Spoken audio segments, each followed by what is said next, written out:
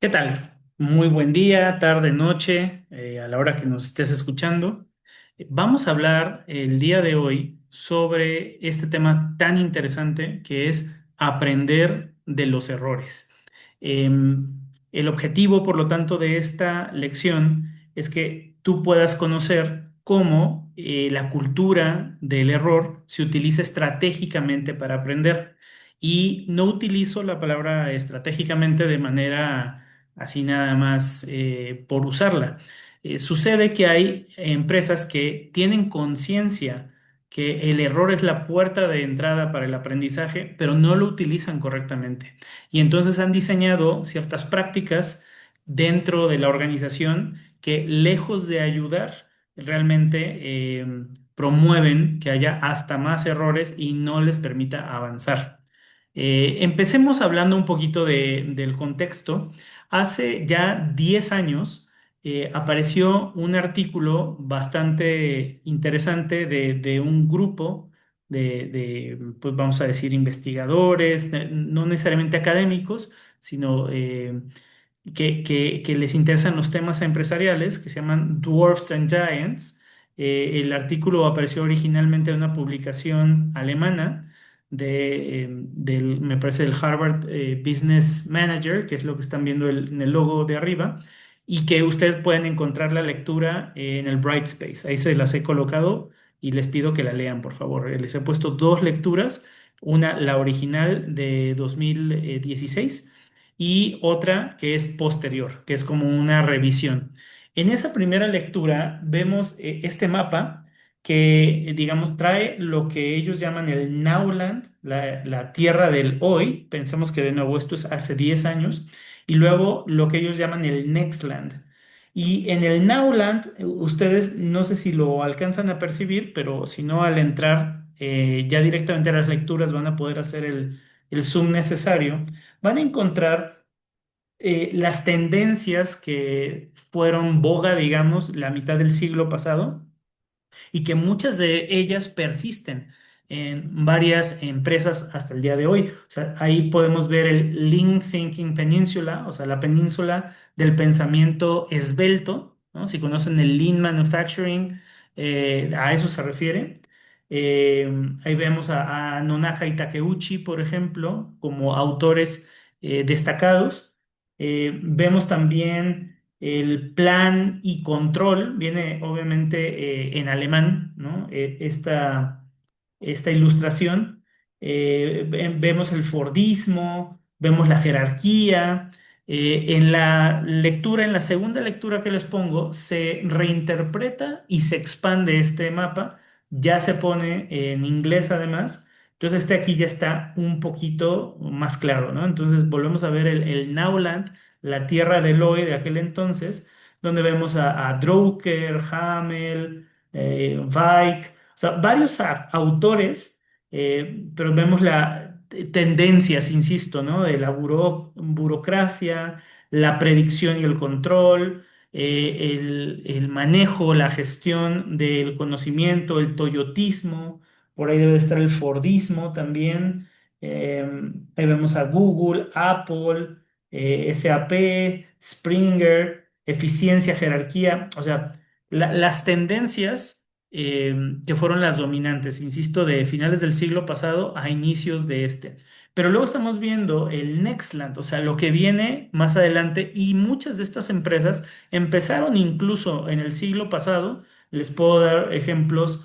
Por ejemplo, podemos encontrar por aquí, debe de estar, eh, déjenme buscarlo.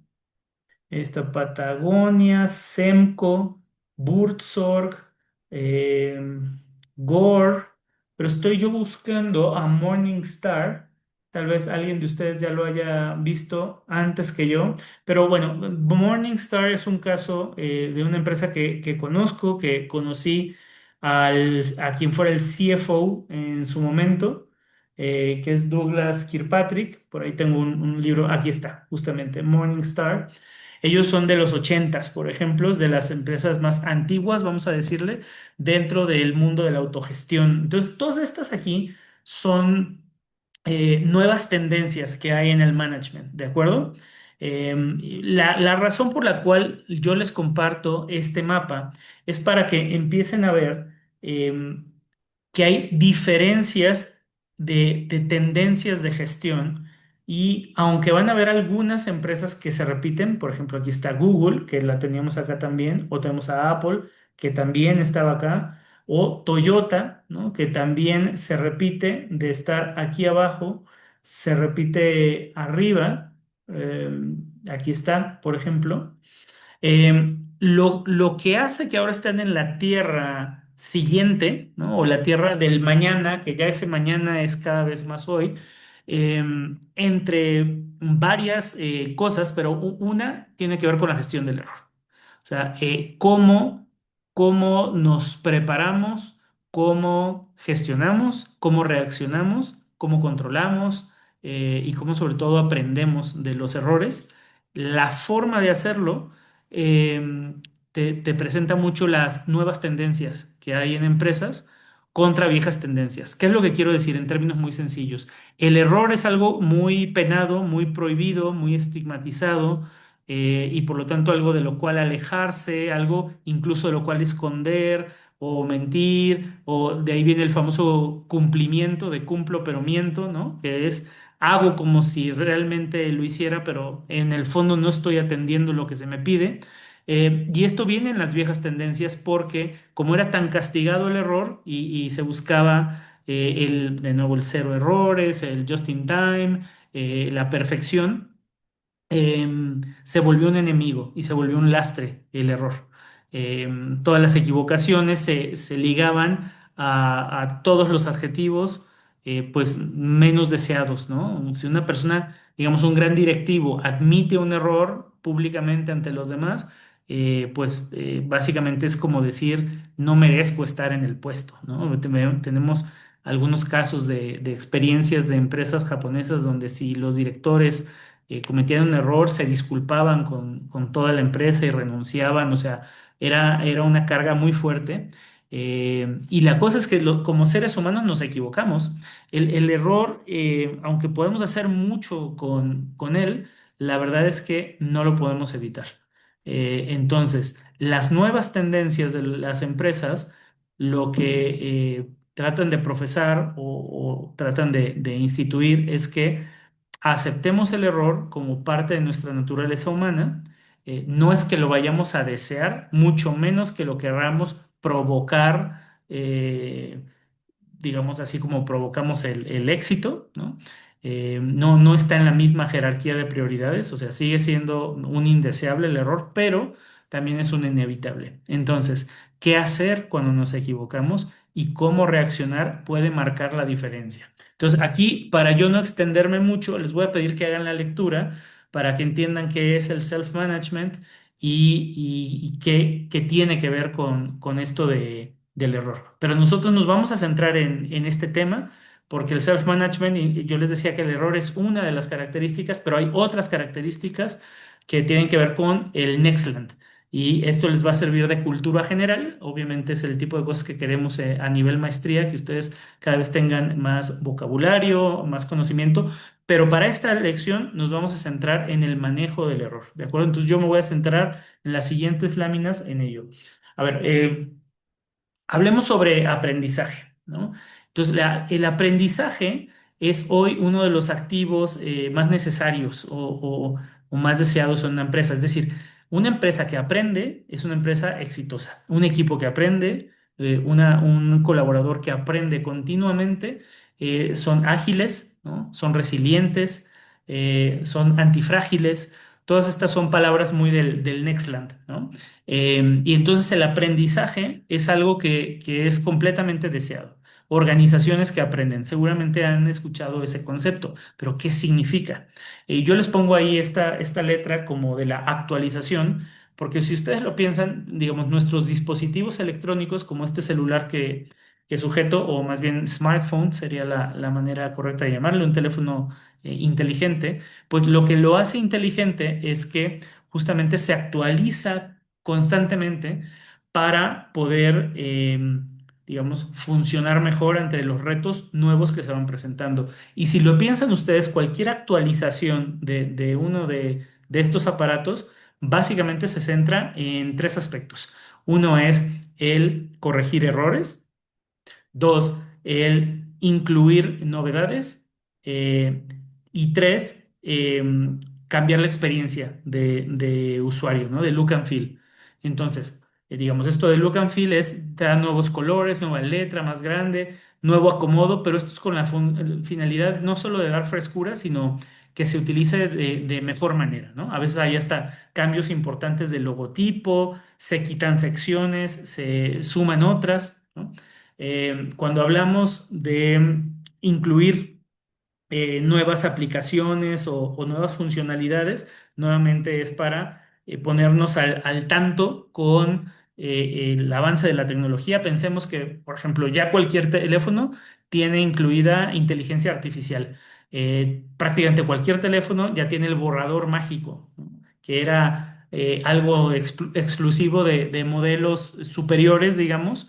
Pues ya prácticamente cualquier teléfono donde tú tomes una foto, sea por el software que tienes, a lo mejor tienes el Google Fotos, por ejemplo, o el de Apple, o ya lo trae tu teléfono, pero te permiten, no sé, borrar selectivamente personas o el fondo o algo por el estilo. Entonces, se van adaptando, ¿no? Para ser mejores. Y volviendo a la primera que les comenté, la de eliminar bugs, eliminar cualquier tipo de error o mal funcionamiento, también es parte de las actualizaciones. Entonces, esos tres componentes, esos tres conceptos, los podemos aplicar también a nuestro día a día. O sea, en las organizaciones que aprenden, básicamente ese aprendizaje tiene que ver con corregir esos errores, incorporar nuevas tendencias, nuevas tecnologías, nuevas prácticas y cambiar el look and feel, ¿no? O sea, cambiar la experiencia de usuario o la apariencia de las cosas y todo esto tiene que ver con la actualización. Y entonces yo lo que les digo ahí es que el aprendizaje tiene algo que ver con la actualización. O sea, cuando nosotros aprendemos, si nosotros generamos organizaciones que aprenden, está relacionado con este concepto de la actualización, que lo entendemos en esas tres acciones principales, ¿no? O estratégicas. Ahora, dándole una cierta base, digamos, teórica, quiero hablarles de Chris Argyris, que es uno de los académicos que más estudió y de los más respetados sobre el tema de aprendizaje, justamente, y que tiene una propuesta muy interesante que para aquel entonces, sobre todo, era disruptiva. Yo creo que todavía a día de hoy. Y lo que dice Argyris es que el aprendizaje se da cuando detectamos y corregimos un error. ¿De acuerdo? Cuando detectamos y corregimos un error, aprendemos. Y lo que él dice ahora definiendo es que el error es cualquier discordancia entre lo que queremos que produzca una acción y lo que sucede realmente cuando implementamos esa acción. Fíjate qué interesante. O sea, el error aquí le quita el estigma de lo que traen las empresas del Nowland, donde error es igual a ineptitud, incompetencia, falta de capacidad, ¿no? Y el error se vuelve simplemente un tema prácticamente estadístico. Es decir, es cuando si mis acciones pretendían conseguir A y realmente lo que obtuve fue B. Entonces hay una discordancia. Yo quería A, obtuve B. Esa discordancia entre mis acciones o como dice abajo, entre intenciones y resultados, a eso le llamamos error. Por lo tanto, un error puede ser de la misma manera no entregar, digamos, una licitación a un cliente a tiempo, como vender más de lo que sea que estemos vendiendo en el tiempo esperado, ¿no? O sea, digamos que esperábamos vender 100,000 unidades y vendimos 150,000 unidades, es igualmente un error. De ahí, no sé si han escuchado los conceptos como del happy problem, ¿no? Que cuando tenemos un happy problem es, por ejemplo, cuando vendimos de más y no tenemos la capacidad para generar esos otros 50. Digamos, en nuestro stock teníamos 100, pero vendimos 150 y entonces tenemos un happy problem porque happy, porque pues vendimos más y eso nos va a traer réditos, pero no deja de ser un problema. ¿De acuerdo? Entonces, igualmente los dos son errores. El no llegar a la meta como el rebasar la meta. Y piensen ustedes que para muchas empresas, eh, sobre todo empresas que se manejan con cuestiones de caducidad o, o que necesitan tiempos de refrigeración de sus productos. O sea, considera tú que si tú mandas tu pedido en un tráiler y el chofer del tráiler le aceleró súper bien y encontró unas muy buenas rutas y llegó, haz de cuenta, un día antes al punto de entrega, pero ese día antes no se lo pueden recibir, entonces tienes un problema, porque pues ahí va a estar parada la unidad, va a estar ociosa, eh, el producto no se va a poder entregar de todas maneras y a lo mejor se puede estar degradando o le puede estar pasando algo. Entonces ahí se necesita como la entrega a tiempo, ¿no? Y también entregarlo después sería igualmente un error. Lo que quiero que vean con esta definición es que entonces aquí error simplemente es que yo pretendía que mis acciones obtuvieran cierta consecuencia sí, cierto resultado y obtuve otro resultado. Y en el momento que obtengo otro resultado, eso se llama error, independientemente de que sea un resultado que te beneficie o que te afecte, sigue siendo un error. ¿De acuerdo? Para que no haya un error, entonces lo que tenemos que hacer es que si yo pretendía lograr A con mis acciones y obtengo A, ahí no hay error. Pero entonces también la consecuencia es que no hay aprendizaje. ¿Sí lo ves? Es decir, lo que nos dice Argyris es que nosotros aprendemos solamente de los errores. Y esta es la parte sustanciosa del aporte de Argyris. Si tú lo que haces te trae como consecuencia lo que esperabas, no hay aprendizaje, hay confirmación de un conocimiento previo, pero no hay un nuevo aprendizaje. Y a ver, está muy bien si las cosas te salen como tú pretendías, pero para que nosotros aprendamos algo nuevo, necesariamente, dice Argyris, tenemos que pasar por el error. Entonces, ya que tenemos esta base teórica y si sabemos que el error es la puerta de entrada al aprendizaje y que el error, como hemos dicho antes, es humano y digamos es inevitable, lo podemos controlar, lo podemos manejar, pero a final de cuentas no podemos hacer personas y colaboradores que nunca se equivoquen, ¿de acuerdo? Es más, si queremos que aprendan, van a tener que pasar por el error. Y no sé si han escuchado la frase que también se dice en algunas empresas que solo no se equivoca el que obedece, ¿no?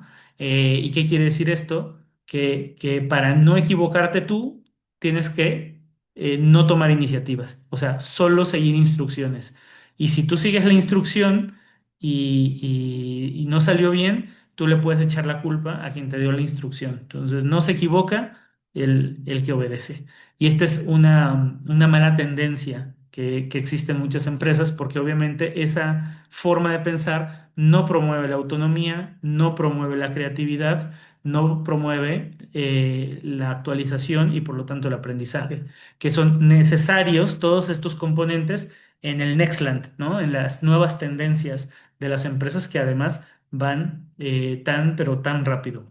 Entonces, a partir de lo que nos dice Argyris, y esta es la parte central, pongan mucha atención aquí porque de aquí vendrá la asignación que se llevarán de esta pequeña lección. Llegamos a la fórmula. Es exactamente las palabras de Argyris, ¿no? Entonces, E de error, discordancia entre expectativas y resultados, más de detección del error, ¿no? Entonces, no obtuve algo diferente a lo que esperabas, error, a lo que esperaba, error.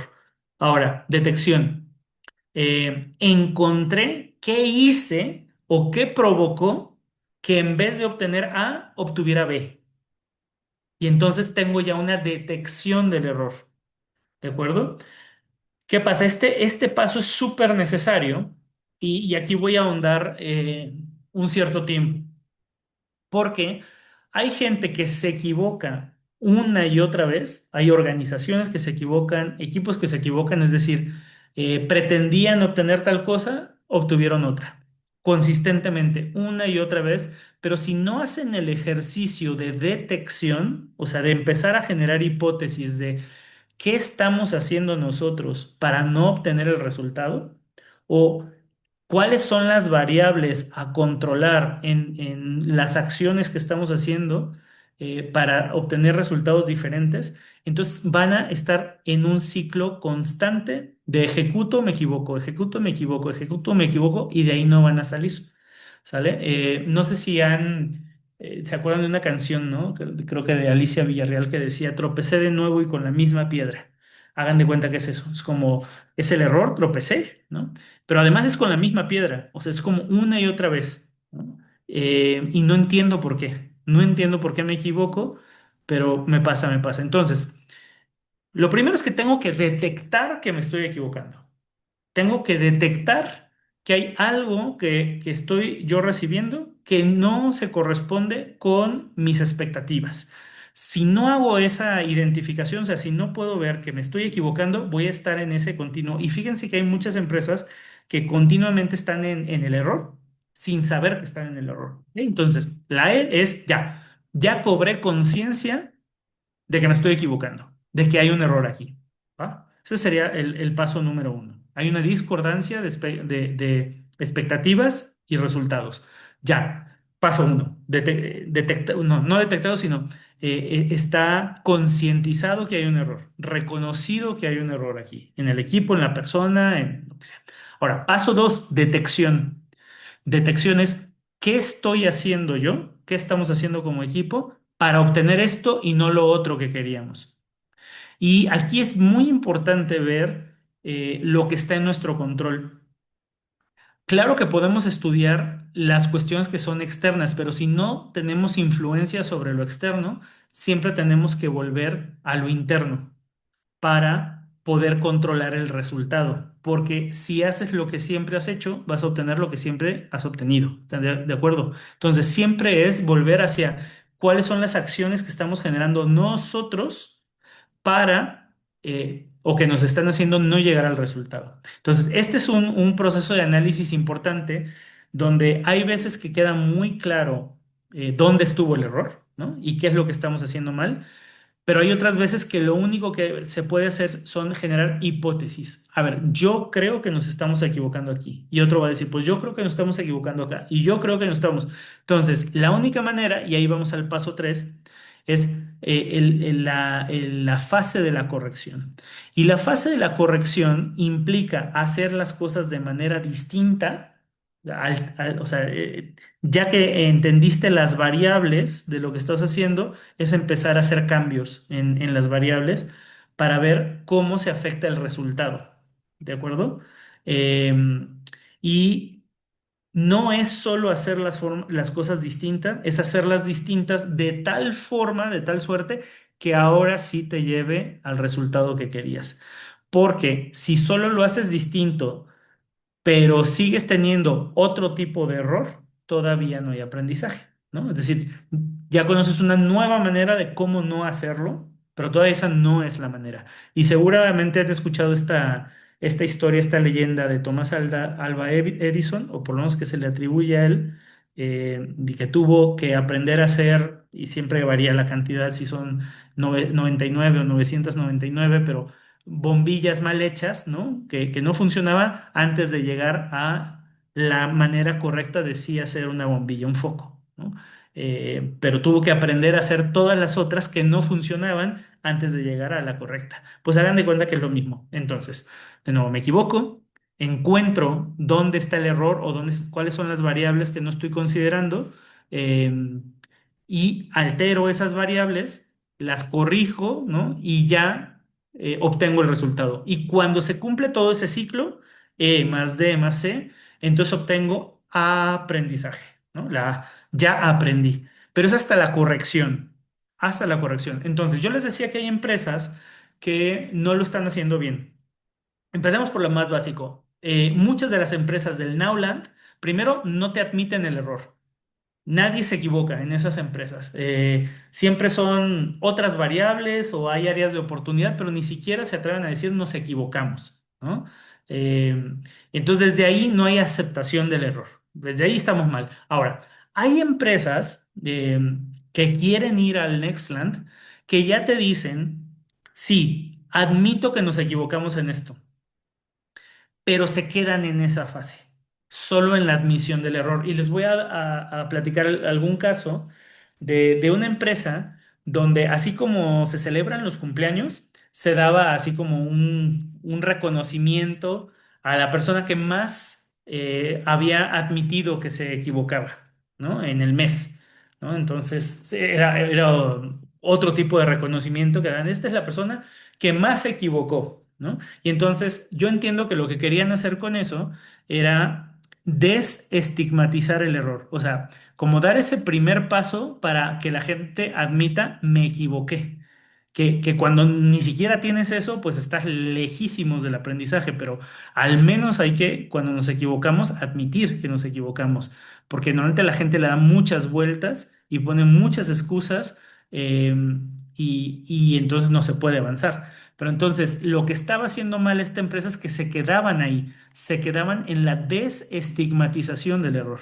Y ya, no había más. Entonces, esta es una manera improductiva porque todavía nos falta la detección y la corrección. Entonces, si tú haces es decir, admites, ¿no? Hay un reconocimiento de error, admito que lo que yo quería que pasara no sucedió. Simplemente es eso, ¿no? Em, y además hay detección y entiendo que lo que hice mal fue esto, o no tomé en cuenta esto, o no consideré aquello, ¿no? Ya vamos en el paso 2. Y además le metes entonces, ahora lo que voy a hacer para corregir es esto, o para la siguiente ocasión voy a intentar esto otro, o ya hice esto y con esto ya logré obtener lo que quería. Con esas tres componentes ya podemos decir que hay aprendizaje. Y esto es esencial para las personas, los equipos y las organizaciones. Si queremos ser organizaciones que aprenden, necesitamos pasar por la E, la D y la C. ¿Ok? Bien. Ahora les voy a poner un ejemplo, todavía para que quede un poquito más claro, de un caso personal. A ver, yo me he equivocado mucho y ahora sí que tengo mucha práctica en esta fórmula y les voy a platicar cómo tuve un gran reto en algún momento. Les estoy hablando de hace ya más de 10 años, eh, cuando tuve mi primer contrato importante, digamos. Yo recién me había independizado. Si quieren voy a poner acá nada más mi pantalla. Recién me había independizado como profesional, ¿no? Pues tal cual, un profesional independiente y tenía un primer contrato con una empresa financiera.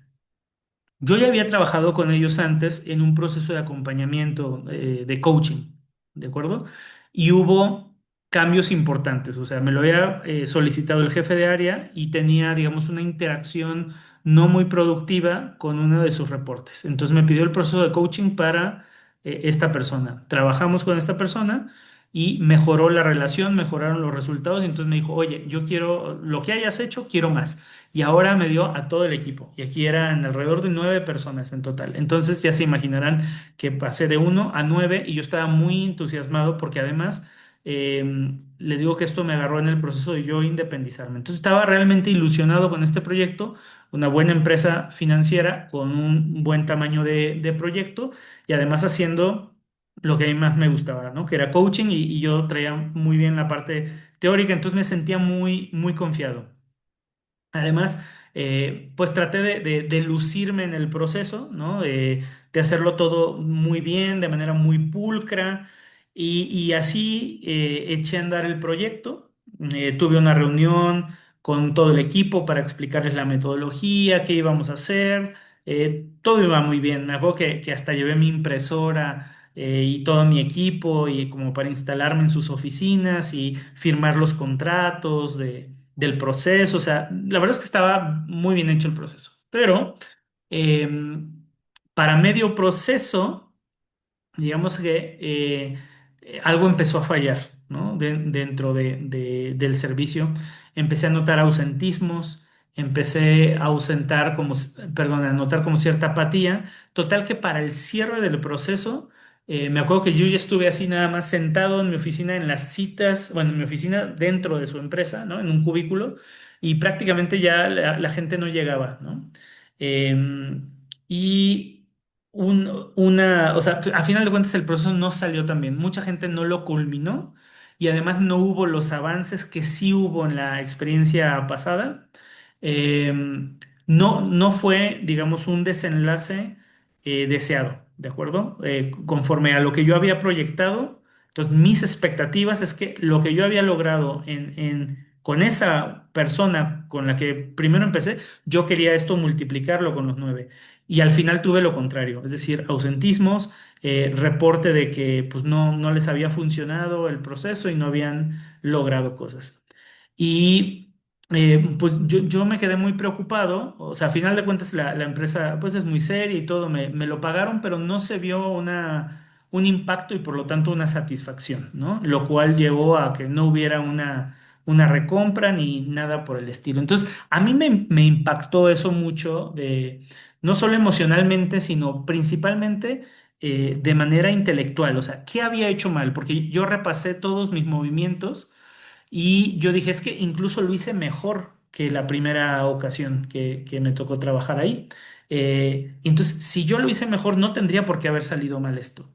Eh, y eso me llevó a darle muchas vueltas. Incluso llegué a cuestionarme, ¿no? Si yo debía seguir por ese camino, si era suficientemente bueno o no. Pero la cosa que yo no resolvía es cómo es posible que si yo hice todo, según lo que me marca el método y la teoría, todo lo hice bien, lo hice de manera como pulcra, ¿por qué no salió bien? Porque pues no, esto no debe de ser, es como un médico, ¿no? Cuando es una medicina tienes que ver el resultado, no es así de, pues a ver si se cura o no se cura el paciente. No funciona así, ¿no? Bueno, entonces digamos que había un reconocimiento de mi parte del error en el sentido de, había una discordancia entre mis expectativas y mis resultados. Lo que yo había hecho para mí ameritaba un resultado muy diferente, pero el que tuve no se correspondía con lo que yo había hecho. Entonces, ahí error. El problema fue en la etapa de detección y esa me tomó un cierto tiempo. Entonces tuve que analizar todas las variables y tuve que incluso hacerme de más conocimientos hasta que encontré con las variables. Y la variable, digamos, a controlar que era invisible para mí en el momento, es que, y esto lo conocí después hablando con una de los clientes, me dijo, es que sabes qué, Luis, antes de ti, tuvimos otro proceso de un coach que vino y le platicamos todo a esta persona y al poco tiempo todo lo que le decíamos en confidencia ya se lo estaba platicando a la gente de recursos humanos. Entonces, claro que cuando tú llegaste, nadie confiamos en ti y nadie te contamos nada más que lo que era lo políticamente correcto o lo seguro, porque teníamos miedo de consecuencias. Y entonces ahí estuvo una de las variables importantes, porque en el proceso de coaching es importante que el cliente confíe en ti y te cuente pues de todo lo que es importante para el cliente y para su trabajo, donde están incluidos los errores, ¿no? Justamente, ¿no? De la misma materia de lo que les estoy hablando, en el proceso de coaching es importante que el cliente pase por el mismo ciclo de reconocer sus errores, de detectar de dónde vienen sus errores y luego de hacer cosas para corregirlos. Y eso lo lleva al aprendizaje y por lo tanto a la mejora. Pero si esto no se da, si no quieren admitir que se equivocan frente a uno como coach, entonces nada más son sesiones de reportitis. ¿De acuerdo? Entonces, esa fue una variable importante. Y la otra es que yo no me di cuenta que el clima, digamos, en ese equipo estaba muy afectado por desconfianza. Entonces, fue hasta que conocí otra metodología que se llama las 5 disfunciones de un equipo, que creo que se las he platicado antes, que me di cuenta que no puedes abordar el tema de, pues ninguno, ¿no? Pero entre ellos el coaching, si no tomas en cuenta ciertas variables, entre ellas cómo está la confianza, ¿no? En un equipo. Y total que esto me sirvió para Ya para mis siguientes procesos, antes de empezar con el coaching, hago un diagnóstico de las disfunciones. Y si detecto que el equipo está mal en la disfunción de confianza, entonces antes de empezar este proceso de coaching, hago otro tipo de intervención para que la confianza suba y ya con eso trabajar. Esto que les digo y que se resuelve así como fácil, a mí me costó trabajo en su momento porque yo no le veía ni pies ni cabeza. ¿De acuerdo? Yo decía, ¿por qué si todo lo hice bien, me salió mal? Entonces, ya con estas piezas teóricas digo, claro, lo que yo hice mal es que no me di cómo estaba el clima de confianza en el equipo y lo que yo no sabía ni podía saber es que antes otro coach les jugó chueco, ¿no? O así lo sintieron o así lo percibieron y entonces no estaban dispuestos a hablar de lo importante. Y solo por eso no funcionó el proceso. La gente iba a contar cosas poco importantes. Entonces, esto que les digo es una experiencia personal que espero que les sirva de ejemplo para ver el proceso, ¿no? O sea, el error, de la detección y la corrección, que obviamente ya con eso generé yo un aprendizaje muy importante como coach y desde hace pues ya más de 10 años yo incluyo en todos mis procesos estos chequeos. Y eso han hecho que la tasa de éxito suba un montón. Pero si no reviso estas variables, pues claro que me arriesgo a ver cómo va a estar el clima en los diferentes procesos por los que pueda pasar. ¿Ok? Bueno, vamos ya a la parte final. Quiero mostrarles algunas de las ideas que vienen de este Nextland que están vinculadas con el error. Lo que les estoy mostrando es unas tarjetitas que me regaló el CEO de Facebook en México hace también como 10 años. No más les diría, deben de ser como en 2010 más o menos. Y son frases que en ese momento al menos tenían así pegadas o pintadas en Facebook en el Silicon Valley, ¿no? En la zona de Los Cabos, perdón, de Los Cabos, de San José, California. Entonces, think wrong, ¿no? Incluso las ven con las letras chuecas, ¿no? Entonces, esta es una de las premisas, o sea, piénsalo mal, ¿no? O sea, no como debe de ser, para que te salgas del paradigma. O esta otra de done is better than perfect. Fíjate cómo la perfección ya no es lo que se busca, sino que esté hecho, porque hoy van tan rápido las cosas y él me explicaba, es que nosotros tenemos que estar actualice y actualice la aplicación. Si no lo hacemos, nos podemos quedar atrás. O sea, si queremos que cada cosa esté perfecta, no avanzamos, no salimos con nuevas cosas, no innovamos. Entonces, no pasa nada si de repente la regamos, corregimos, ¿no? Vamos por una siguiente versión, pero ya no nos detiene el no ser perfectos, ¿no? Y vamos a admitir que no esté completamente testeado y que no esté completamente probado y con los suficientes grupos focales, o sea, necesitamos ser ahí ágiles. Y sobre todo, esta frase, ¿no? Que viene totalmente a cuenta, que dice fail harder, ¿no? Es como equivócate mejor, ¿no? O más intensamente. Eh, Aquí vemos unas muestras claras a nivel, pues casi filosófico de cómo el error está permitido en empresas como Facebook desde hace varios años ya, más de 10 años. Y no solo en Facebook, sino en muchas empresas tecnológicas. Y esas son las tendencias que tardan en llegar a nuestro país, pero que probablemente en tu empresa, ¿no? Ya cada vez se dé más, ¿no? Haya más aceptación del error como una puerta de aprendizaje, no el error por el error, sino como una puerta de aprendizaje. Pero esto requiere una iteración constante. Por eso, yo les estoy pidiendo que al final de cada módulo, y puede ser cansado para más de uno el estar evaluando y evaluando, pero esas evaluaciones son iteraciones. Y entonces yo me fijo en donde tanto yo mismo como los profesores adjuntos vamos teniendo errores, es decir, donde nuestras expectativas de cómo esperábamos que saliera el módulo se cumplen o no. Y bueno, en este caso no se cumplen para ver entonces qué variables podemos modificar, ¿no? Porque entonces uno siempre entra con unas hipótesis de si yo hago esto, debo de lograr la nota perfecta y no la sacas, bueno, entonces empiezas a explorar. Y las preguntas que les vamos haciendo ahí son preguntas que a nosotros nos permiten detectar el error, ¿no? Y entonces con ello corregirlo.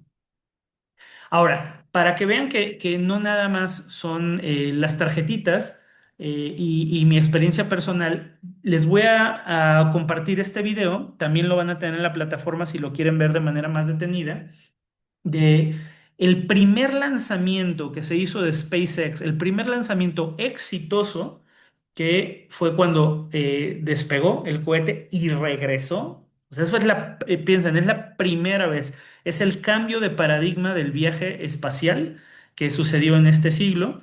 Se les hizo una entrevista a Elon Musk como CEO de SpaceX y a Jim, no sé si se pronuncia así, pero Bridenstine, que es el CEO o la cabeza de la NASA, ¿de acuerdo? Entonces, fíjense que NASA representa, sobre todo en aquel entonces, el paradigma anterior, ¿no? El Now Land. NASA fue muy exitoso, ustedes saben, al ser los primeros en llevar al ser humano a la Luna, ¿m? Pero de entonces para este momento, la NASA se quedó muy atrás. Y se quedó muy atrás, justamente lo van a ver en la entrevista, porque se quedaron mucho en el paradigma de la perfección. Porque claro, lo que hacen es de vida o muerte. Piensen en lo que pasó con el Challenger, ¿no? Si a alguien no le suena el caso del Challenger, búsquelo, pero básicamente fue una aeronave con pasajeros, con algunos pasajeros incluso casi turísticos, o sea, había una maestra de escuela y estaban los niños ahí viéndolo y explota el transbordador mientras va despegando, todavía ni siquiera salía de la atmósfera, fue una cosa trágica, ¿no? Un gran error que causó pérdidas humanas. Entonces, NASA se volvió muy escrupuloso, ¿no? Con todo lo que hacía, pero en ese ser tan escrupuloso se volvió lento al punto donde para la entrada de este nuevo siglo, ¿no? Al entrar en este milenio también ya en el 2000, los Estados Unidos, la mayor parte de sus viajes eran subcontratados, se los contrataban a Rusia, ¿no? Para salir hacia la Estación Espacial Internacional tenían que contratar a los rusos siendo que ellos fueron los primeros, ¿no? Entonces aquí había un rezago. Entonces fíjense este fragmento que les voy a poner y revisen el tema del error, cómo maneja cada una de las partes ese paradigma. Tell us about like what you've seen so far and how you've seen the commercial partners really step up to the plate. Yeah, so SpaceX brings a very unique capability to the mix that NASA has been lacking, quite frankly. SpaceX is really good at flying and testing, even being willing to fail and then fix and then fly, test, fail, fix. And they can reiterate that over and over again very, very fast. And we've seen that with Starship now. The willingness to fail is something that NASA has lacked for a very long time, but it's what enables SpaceX to move so fast, to rapidly iterate and improve. NASA has this history of qualifying every component, and then every subcomponent, and then every piece of every rocket is fully qualified, and everything has to go perfect on every launch. And that slows us down. And SpaceX has been a great partner. Make no mistake, they have pushed NASA, but I hope NASA has also come along and pushed them in a way that is unique as well. So, Muy bien. Entonces ahí tienen el director de la NASA diciendo que the willingness, decía, to fail, ¿no? O sea, la disposición a fallar, a errar que tiene, o en ese entonces que tenía SpaceX y que la NASA no tenía, es lo que les ha hecho ir más rápido y, por el contrario, lo que hizo que NASA fuera más lento. Tiene todo que ver con lo que les decía. Y si se fijan ahí, muestra el ciclo de la agilidad también de prototipo, ¿no? Lo pruebo, lo destruyo, ¿no? O sea, no me funciona, erro, lo analizo, lo mejoro, lo prototipo, lo pruebo y es básicamente el errar, detectar, ¿no? Probar hasta corregir, es decir, hasta que el vuelo ya salga. Y piensen ustedes que antes SpaceX hizo dos vuelos que explotaron también. Y detrás de cada uno de esos vuelos hubo varias iteraciones de mejora hasta probar, ¿no? Y cada uno de esos vuelos costó una lanísima en millones de dólares, hasta que lo lograron y hoy pues traen la delantera en el mercado, sobre pues varios competidores, gracias a esta disposición a equivocarse. Ok, entonces, la asignación que se van a quedar de esta lección es que utilices la fórmula del error de Argyris para lograr un aprendizaje, al menos un aprendizaje real. Entonces, no quiero tanto que me platiques de reflexiones del pasado donde de un error lograste aprendizaje. Quiero que sea algo del presente, algo como lo que a mí me pasó, donde digas, chin, aquí reconozco que me estoy equivocando o que nos estamos equivocando como equipo, pero no hemos aprendido todavía. Entonces, que hagas el proceso de meter la fórmula E más D más C igual a A, ¿de acuerdo? Lo vas a encontrar en la parte, en la lección con el nombre de aprender del error, y ahí viene qué hay que hacer. La verdad es que es un ensayo súper corto, de 1 a 3 cuartillas, sin contar portada ni nada de referencias. En ese caso se pueden sumar un par de hojas si tú quieres. Pero lo que más me importa es el contenido, ¿no? Y el nivel de contenido que me pongas. En la medida que no sea algo súper sencillo, sino que sea algo más complejo, donde si realmente de aquí a la siguiente lección que tenemos ya en marzo, hagas el ejercicio de poner a prueba hipótesis para cambiar las variables hasta que te salga lo que querías, y por lo tanto lograr el aprendizaje, eso es lo que me va a parecer más útil y sobre todo va a ser más útil para ti.